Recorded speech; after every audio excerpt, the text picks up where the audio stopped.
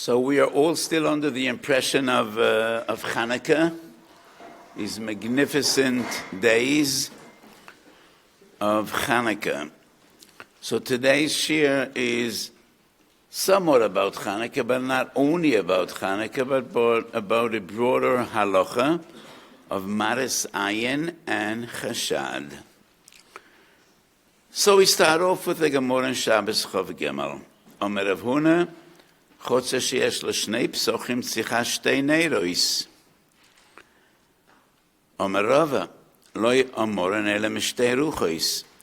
It is only if the two entrances are in two different directions, two different sides, and the reason is Chashda. People know that if one person lives here, how come there is no Ner Hanukkah? And they will assume if he didn't light here, probably he didn't light on the other side either. And therefore, if you have two entrances, two sides, you need to light a Ner Hanukkah on both. And the Gemara goes into a discussion, how do we know that people need to care about what others would say? Why is it my business? Why do I need to care what others would think of me? And the Gemara brings two psukim, one in Torah's Moshe and the other in Mishlei. By the sugya of Bnei Gad and Bnei Reuven, Moshe Rabbeinu tells them, "V'hayisem nikiyim ma'Hashem u'mi Yisrael." Kishem shetzorech odam liyos noki lotzeis yedei choyves hamokoim, kach tzorech lotzeis yedei choyves habriyos. The other posuk is a posuk in Mishlei, umtzochein be'einei Elokim v'odam. You need to be moitzechein not only in the eyes of a Kodesh Baruch Hu, but also in the eyes of people. And therefore, a person should never act in a way which people would think seems to be that he's over an Aveda. And that is why he needs to put on an Ner Hanukkah on both entrances.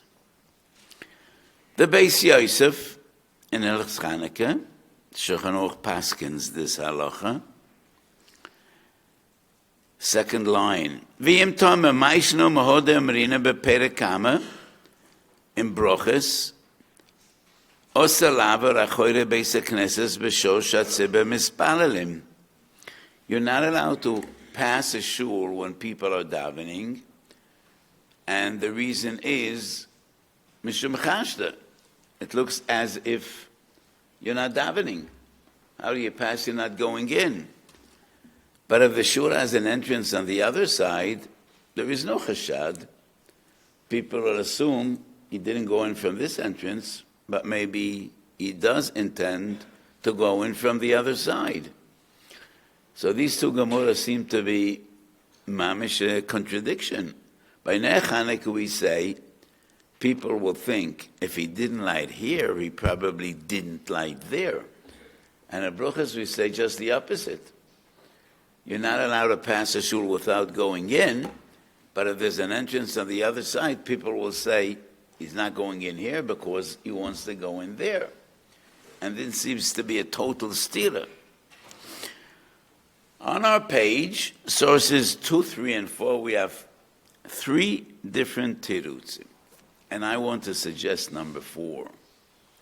The Beis Yosef writes 2 tirutzim. One is based on the assumption that by Beis HaKnesses, it is less reasonable that people will be choshed, that he's not doing the right thing. The other teretz is, by Ner Hanukkah, there is more impetus and more reason to believe that people will be choshed. So one makes the sugya of Achoyre Beis HaKnesses the exception, and the other makes the sugya of Hanukkah the exception. First teretz in Beis Yosef is, if you pass a shul and you don't care to go into davening, that is poirek oil malchus shemayim. That is a bigger aveira than not lighting Ner Hanukkah. And therefore, reasonable people will say, this guy probably is not that bad to be Poirekol Malchus Shemayim, and they will tend to say, oh, he's probably not going here because he wants to go in from the other side. Which seems to be a shtickle doichak, because I think not davening in shul is less of an aveira than not being Ner Chanukah. Ner Chanukah is a chiyuv gomer, and it's a mitzvah chaviva that you're mekayim once a year. And if a person doesn't madlik Ner Chanukah, that is a real aveira. But if he doesn't go to shul to daven, it's not really an aveira. Shulchan Aruch says a person needs to be mishtadel to daven with minyan, and the reason is tfilas harabim einanim eses. Kodesh Baruch Hu is always makabel tfilas harabim, but it's not a chiyuv, either the Urais or the Rabbanon. So why would not going into a shul be considered a bigger aveira than abstaining from adlokas Ner Chanukah? The other teretz of the Bis Yosef is Ner Chanukah costs money, so people will tend to say he's probably not lighting Ner Chanukah because he's stingy, he's cheap, and chasor and kiss. But Neresh Beisai, it's not really a lot of money. Me'ikar adin, you don't need Shemen Zayis. You know, a little candle costs a few pennies. One drop of Shemen, all you need is a half hour. One wick. So what's the big deal? It's not a hefsed meruba. Those are the two terutzim of the Bis Yosef. The Magen Avraham has a totally different interpretation, and he said the chashad of Achoyre Beis HaKnesses is not that people will think you're not davening with minyan. That's not much of an aveira. The problem of Achoyre Beis HaKnesses is bizoyin Beis HaKnesses. If you don't intend to go into the shul to daven, you should cross the street and not come up till the door of the shul and move on. You should have enough sensitivity in kvoid atzibur and kvoid Beis HaKnesses. If you don't intend to go into shul to daven, then don't pass the door. You know, you could take a few steps and go around. However, if there's another entrance to the Beis Knesses, that would not be considered the bezoyin of Beis Knesses, because I am going into this very shul. That's Magen Avraham. Hagos Chasam Sofer, and this is actually from the Ksav Sofer, and it's not actually the Ksav Sofer, but the Ksav Sofer says, Ro'isi Sefer Echod, Sefer Yehoshua. Who is Sefer Yehoshua? Most people only know one Sefer Yeshua, and that is Harav HaGoyen, Rabbi Yehoshua ben Nun. But we don't have Shalos Teshuvos from this Rav. Sefer Yeshua is Rabbi Yeshua Heschel Ba'abad, who was an uncle of the Minchas Chinuch, and he was Rav in Tarnopol before the Minchas Chinuch. Chose a strange name for his Sefer, Sefer Yehoshua, but the Ksav Sofer quotes Sefer Yehoshua, and he says, by Beis HaKnesses, people will say, he definitely wants to daven in this shul. The reason he doesn't come in here, because he wants to earn Schar Psias.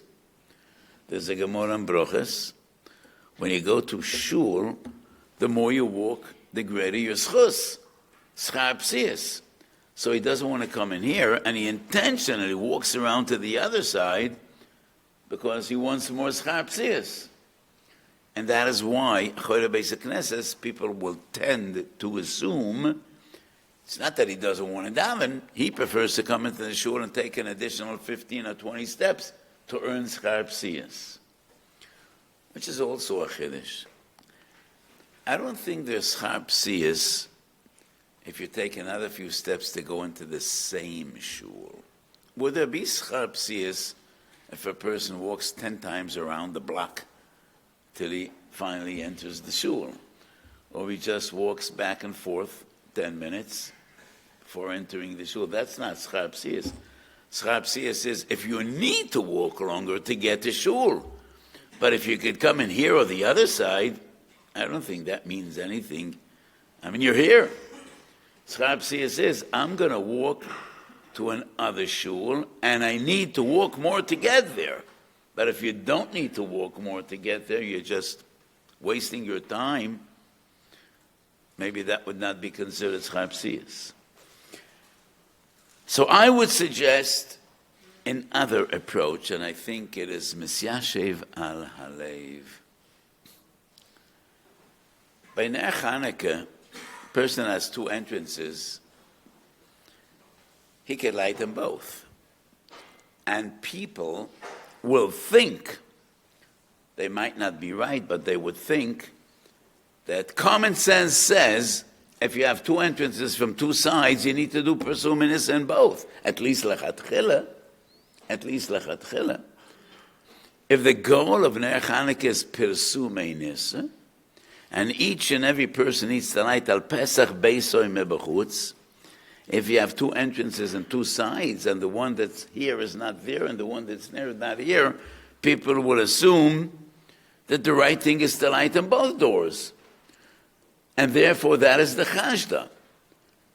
Why do you think he doesn't light? Maybe he's going to light on the other side. People don't care if he lights on the other side. Why isn't he not lighting here? So, Miyakaladin, there is no chiyuv to light on both doors, but people will think there is. And because people will think there is a chiyuv to light on both doors, that is why Chazal were metaken. There is a chiyuv to light on both doors. And the Chashda might be a mistaken Chashda, but it still is Chashda. Because people will think if the objective is Pesumenissa, then you need to maximize your Pesumenissa. And if you have another entrance, which is not visible to the people that are here, then people will mistakenly think that the chiyuv is to light on both doors, or at least lechatchila. And that is why Chazal were metaken, you need to light on both doors. But you cannot enter the shul from two entrances at the same time. Either I come in here or I come in there. So reasonable people will say, probably, he has a reason that he wants to come in from the other side, and there is no chashda. So in Minchas Shalas Tshuvis, I wrote a few very important tshuvis about Maaris Ayin. And the question I dealt with Halacha L'Maisa is, could you go into a non-kosher restaurant to buy a drink? I have no intention to eat food, and I'm aware that this restaurant doesn't have a hechsher. But I just want to buy a bottle of water. Is that legitimate, or do we need to be choshesh for chashda? People will see you in a non-kosher restaurant and they'll think you're out of your mind, you're eating tray food. And what I wrote was, at a gas station, you could walk into a restaurant or into a shop to buy a drink. Because reasonable people will say, you know, he stopped to fill up gas and he's thirsty and he went to buy a drink. But you cannot go to the Izor Tasiyah, I don't know what it is, you cannot go downtown to an expensive restaurant that serves pork because you want to eat lettuce. Because a reasonable person will see you sitting with your family, 9 o'clock by night, downtown, you don't live here, in an expensive, exclusive restaurant. You're not going to travel from your house downtown to an expensive restaurant to eat a salad. So what would reasonable people think? The guy is just pretending to be frum and he's eating crave. Marais and Chashda is based on reasonable people. We don't need to care about bad people, because bad people will always see bad things, whatever you do. And that is not our concern. Person that has tzoros ayin will never see the good, and they'll always see the bad, and we don't care about them. We care about good people.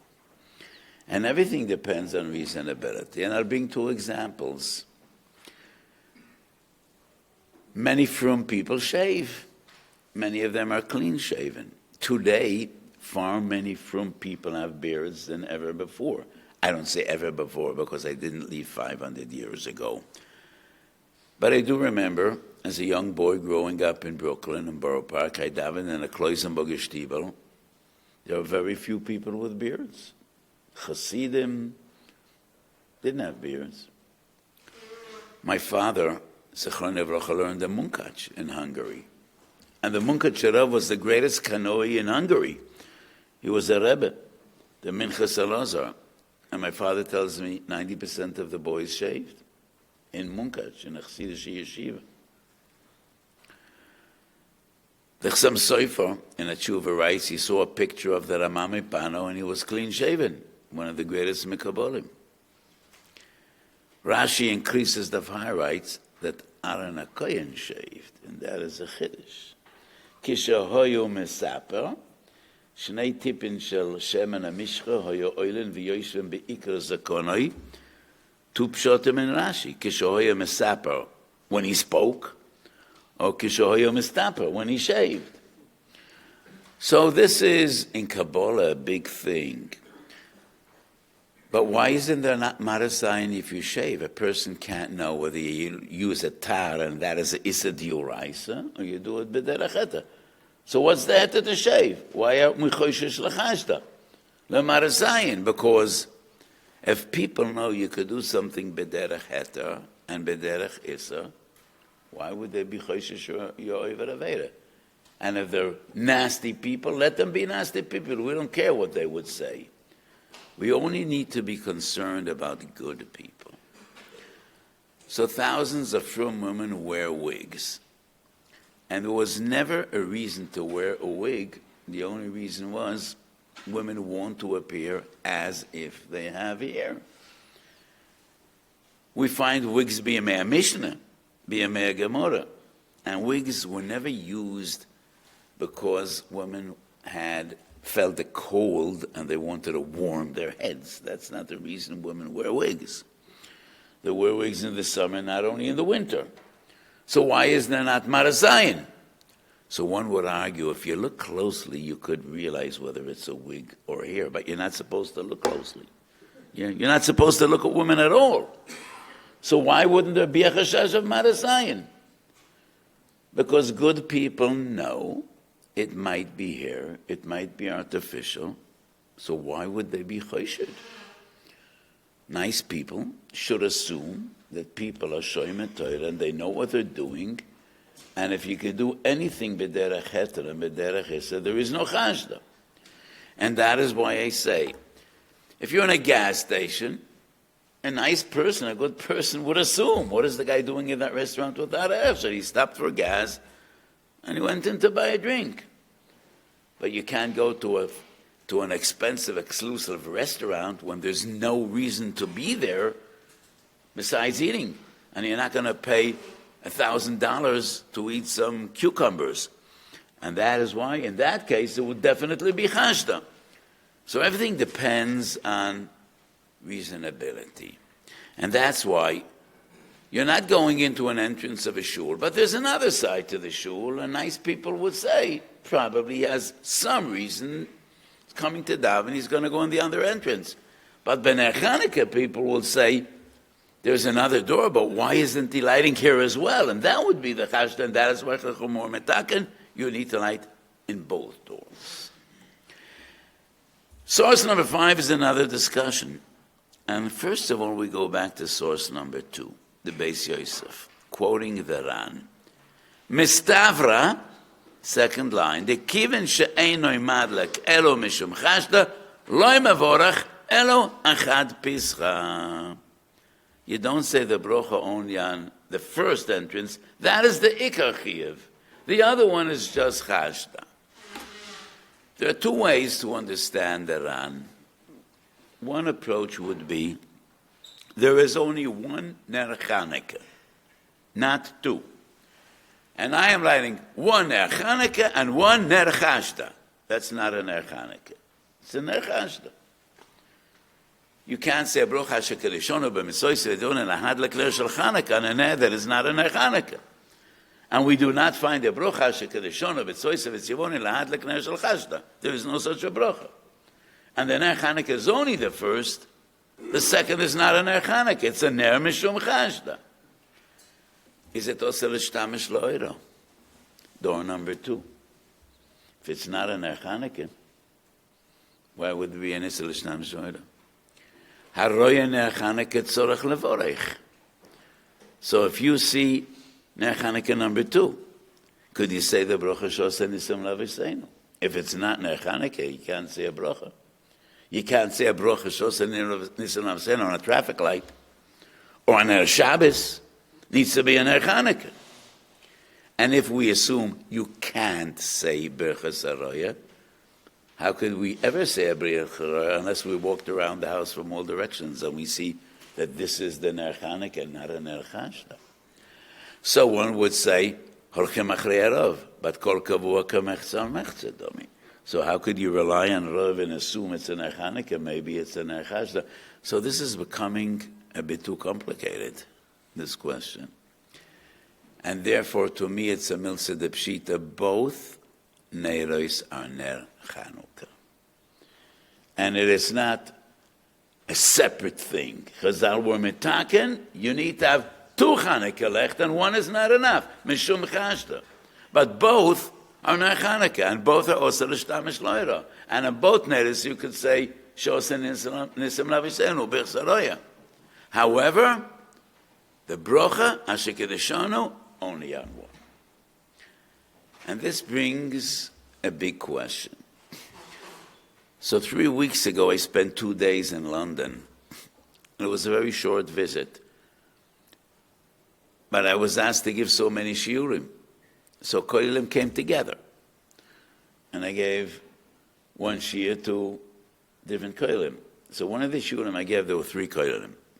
One was a koilel balabatim, and they asked the shiur on Chanukah.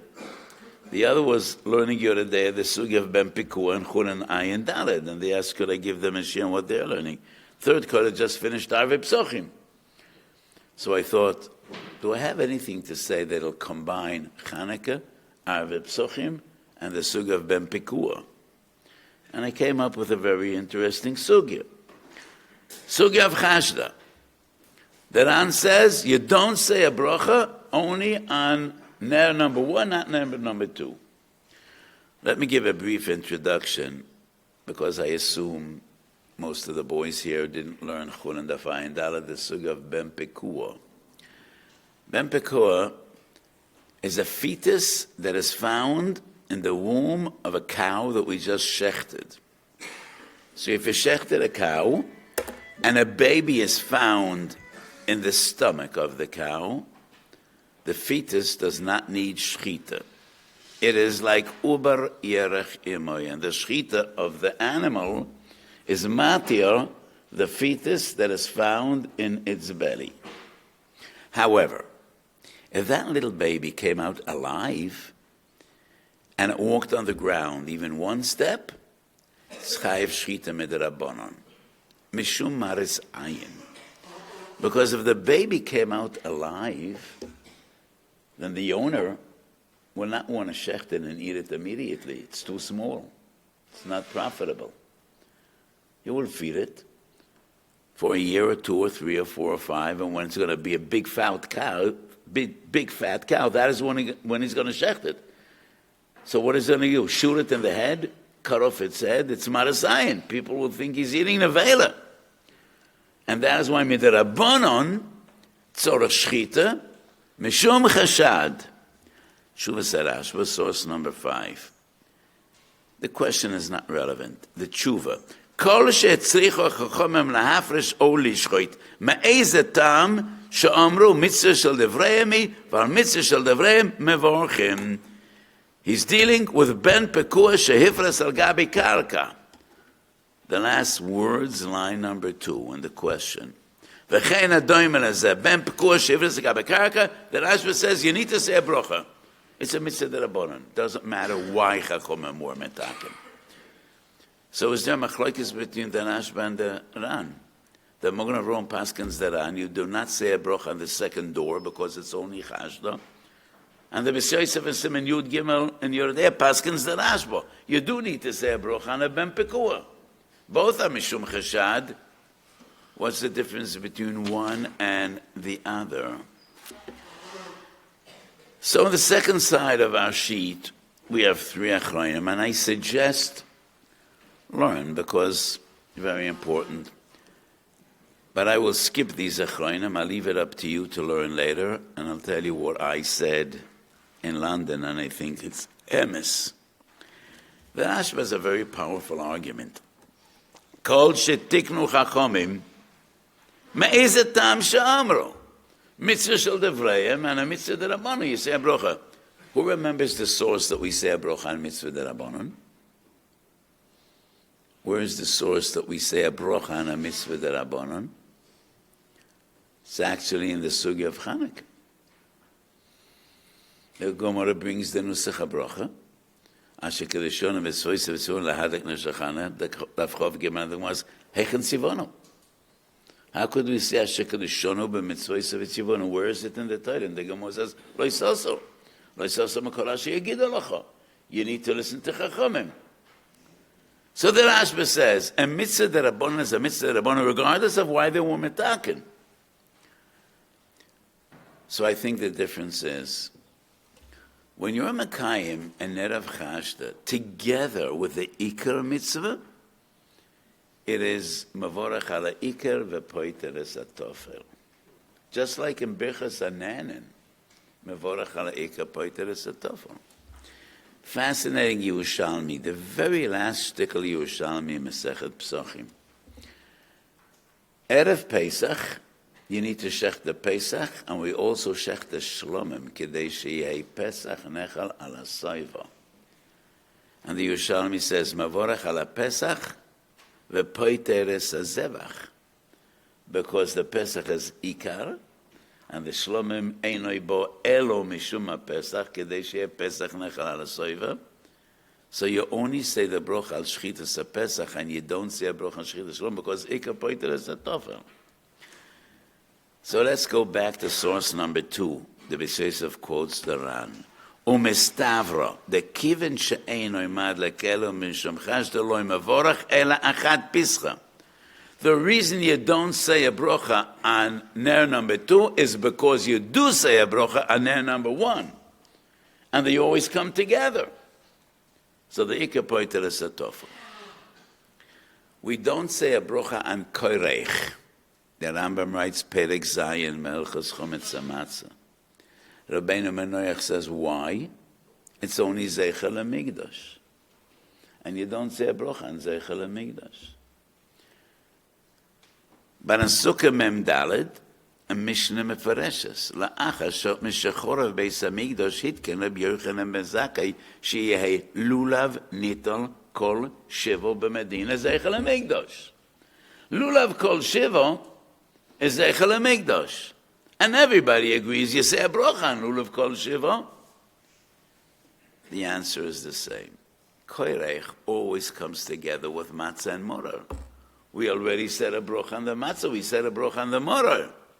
So the koirech is like a tofel. Mavorach aloika ve'poiter is a tofel.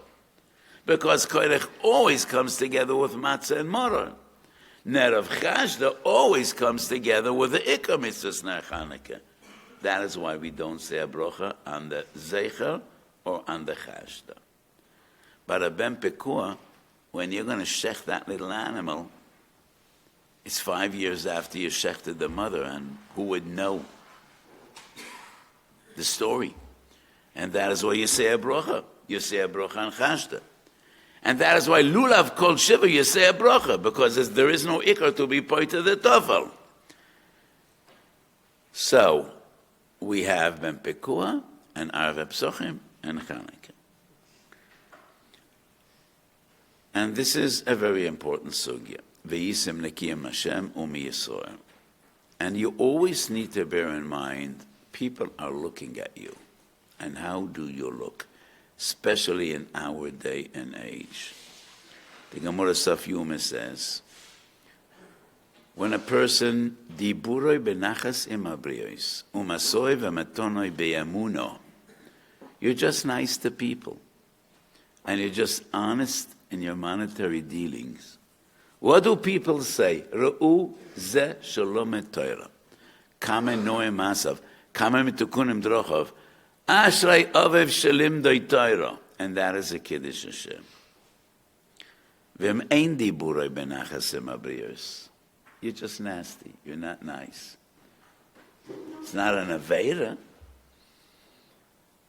And you're not honest with your dealings. What do people say? Look at this person. He's frum. He's wearing a yarmulke. And he's nasty. Oy lemisha limdoi Torah. And that is a chilul Hashem.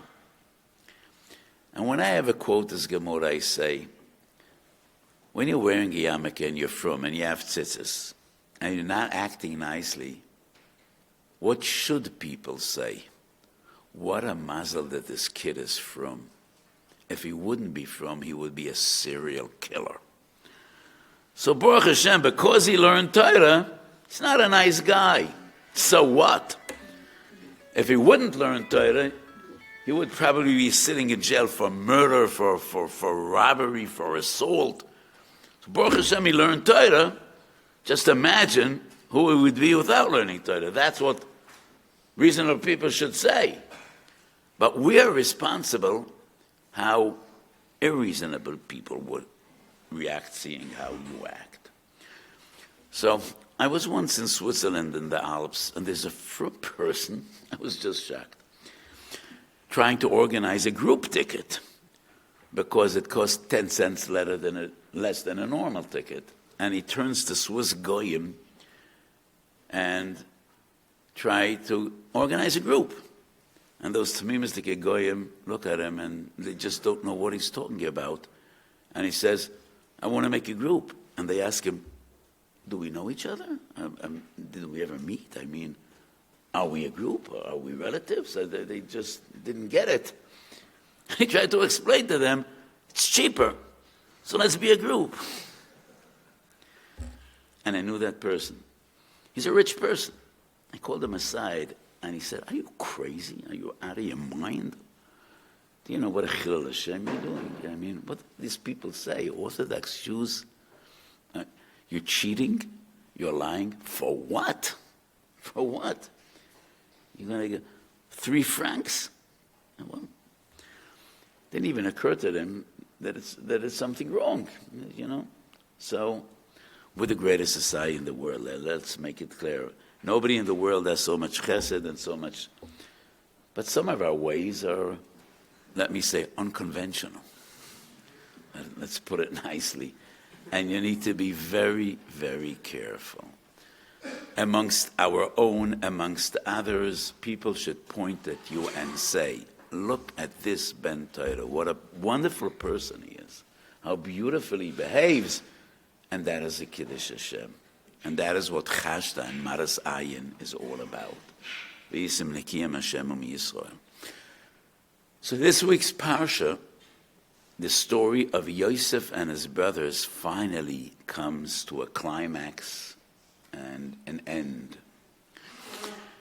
There are 2 ways to learn Chumash Bereishis. We should chas v'sholom not learn Chumash Bereishis lefi pshutoi, because the Oves HaKadoshim, Yosef and all his brothers were tzaddikim at a level that we cannot even understand. So there are 2 different approaches. One approach is the approach of the Mekubolim. Nothing is lefi pshutoi.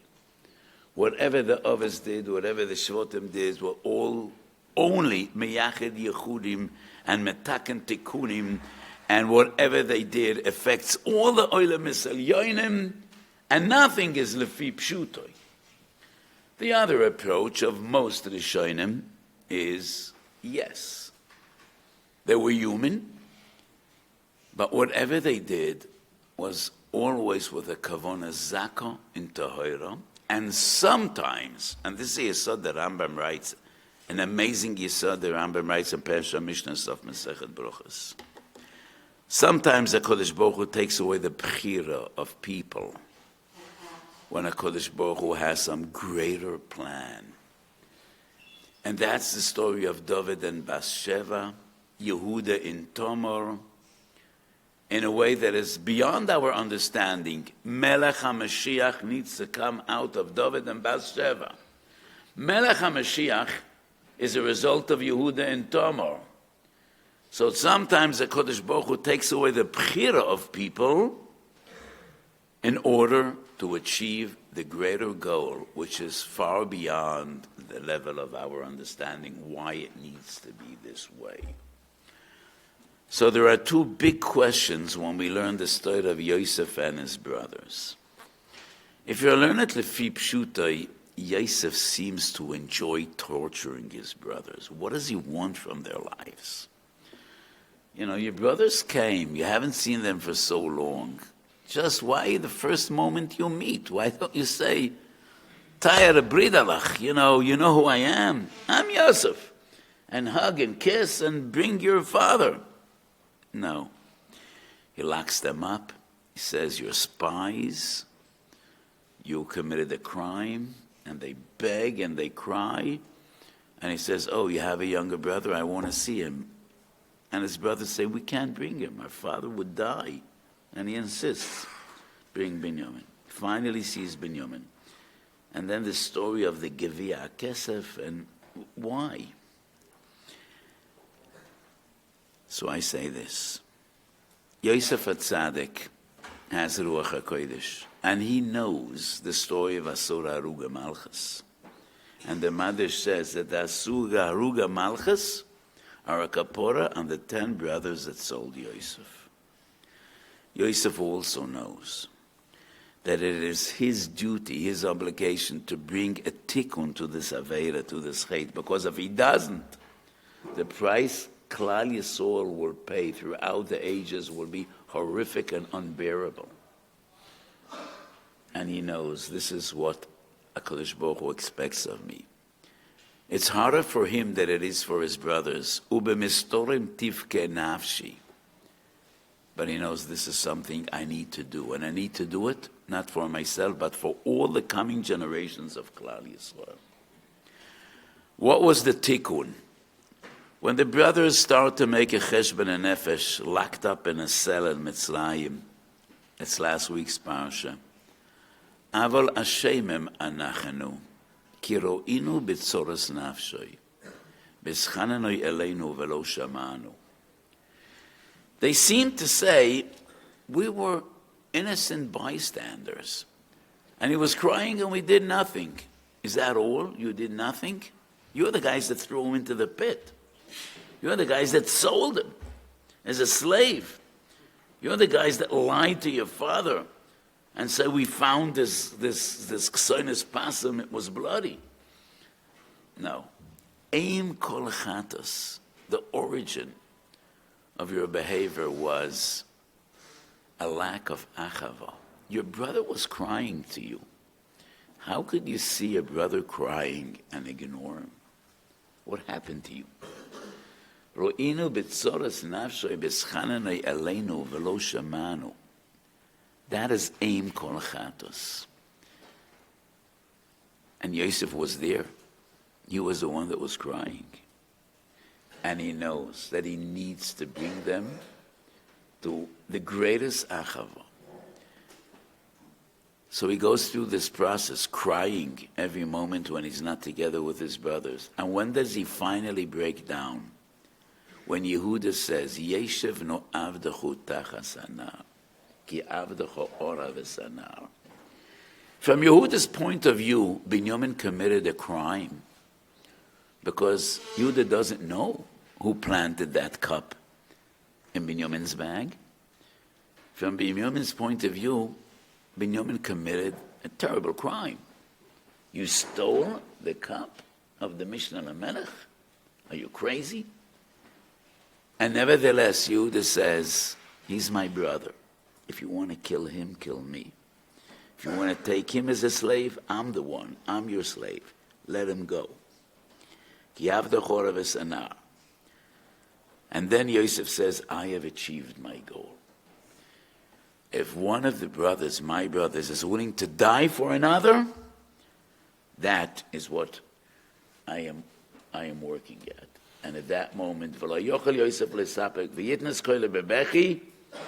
and he can stand it no longer. So Yosef's avoida was to bring the brothers back to Achava, to be mechaper on lo roina b'tzoras nafshoi b'schanenoi eleinu. The Or Chaim asks, how come Yosef doesn't let Yankov know that he's alive when he has the power to do so? He's next to the king. Why doesn't he just send a message or send a letter to Yankov, I'm alive? The Or Chaim says he didn't want to embarrass his brothers. Do you need to care more for your tzaddik, your father, or for your brothers that at the end of the day they did something horrible? And you could let Yankov know you're alive without telling him the story how you got there. You don't need to hurt your brothers, just telling Yankov you're alive. Lani is daiti. Yosef realizes from the first moment what's happening here is not normal.